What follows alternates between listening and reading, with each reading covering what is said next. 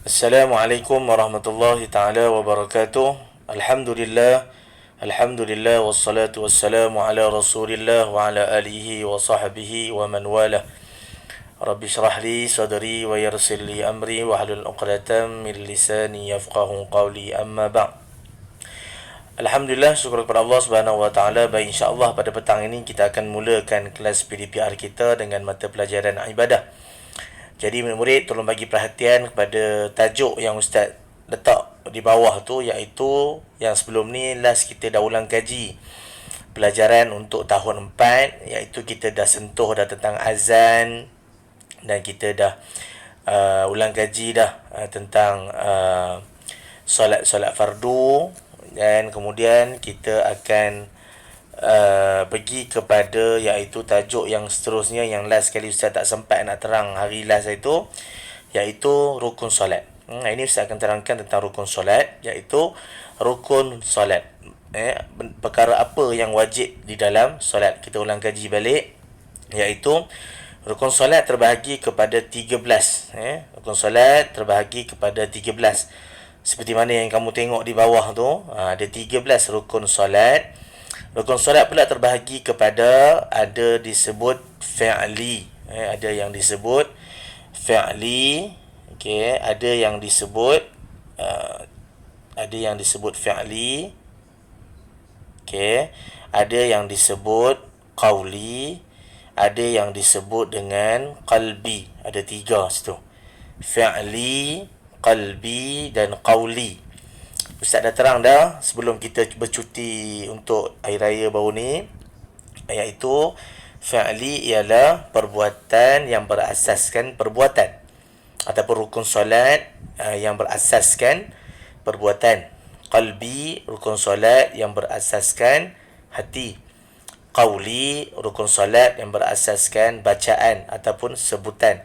Jadi kita faham konteks rukun solat. Dalam perbuatan solat ada yang dilakukan secara pergerakan ataupun perbuatan.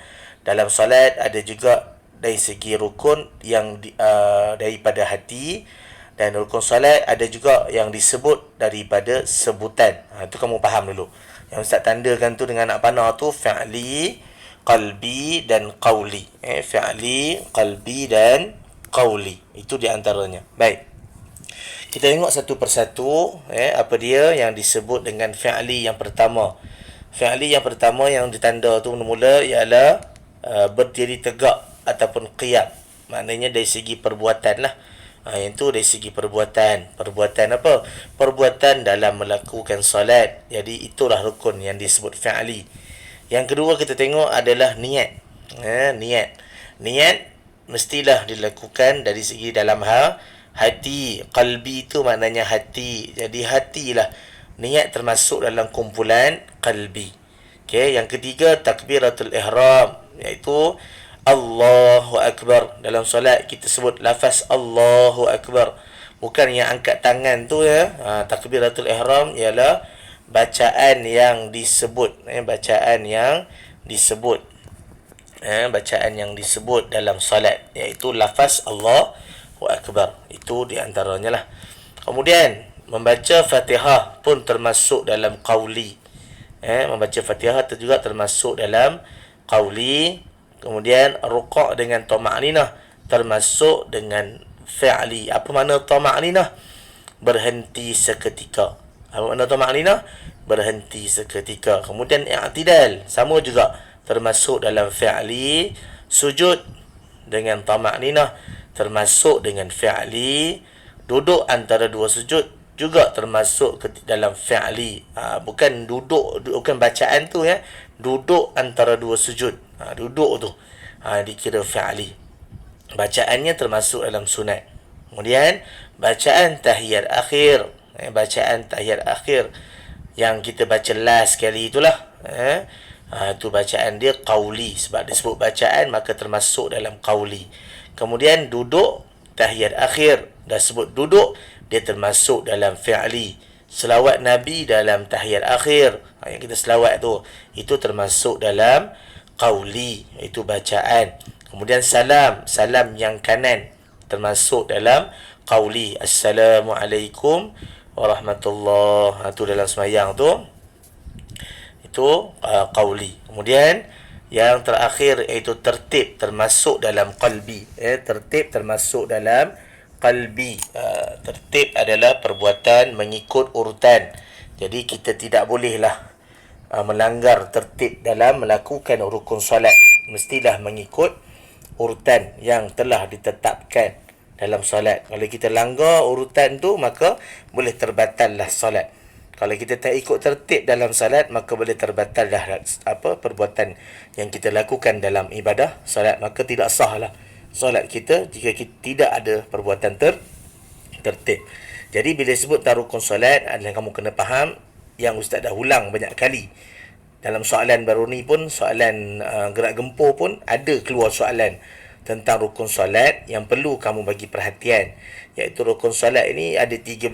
13 tu terbahagi kepada 3 kategori, iaitu qalbi, fi'li dan qawli. Jadi fahamkan betul apa dia yang ustaz bagi contoh tu, apa yang dimasukkan fi'li, apa yang dimasukkan qalbi, apa yang dimasukkan dengan qawli. Kamu faham satu persatu apa yang ustaz terang, baca betul-betul, tengok betul-betul nota yang ustaz bagi tu, dan kamu fahamkan betul-betul mana kumpulan-kumpulan yang perlu kamu duduk.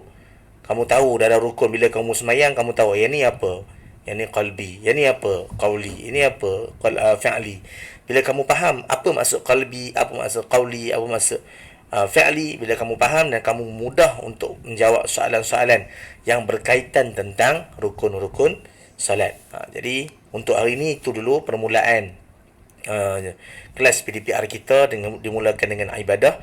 Jadi penerangan ustaz lebih kepada pengenalan tentang rukun-rukun solat yang kamu dah belajar dah tahun 4. Kita dah habis belajar dah untuk pelajaran tahun 5. Jadi sekarang ni kita akan mulakan dengan ulang kaji untuk pelajaran ibadah pada tahap tahun 4 punya. Jadi yang sebelum kita habis kelas bulan puasa baru ni, ustaz dah terang dah tentang azan apa semua, tentang solat fardu, apa solat-solat fardu yang difardukan kepada kita. Jadi hari ini kita nak belajar pula tentang rukun solat, jadi perkara-perkara yang wajib dilakukan dalam melakukan ibadah solat. Cukup sekadar tu. Saya harap penyampaian ustaz dapatlah memudahkan kamu untuk faham apa makna qauli, apa makna qalbi, apa makna fi'li, dan memudahkan kamu untuk menjawab soalan-soalan yang berkaitan tentang rukun salat. Itu saja daripada ustaz, yang baik daripada Allah, yang lemah daripada ustaz ni. Aqulu qawli hadha wa astaghfirullahal azim li wa lakum. Assalamualaikum warahmatullahi taala wabarakatuh.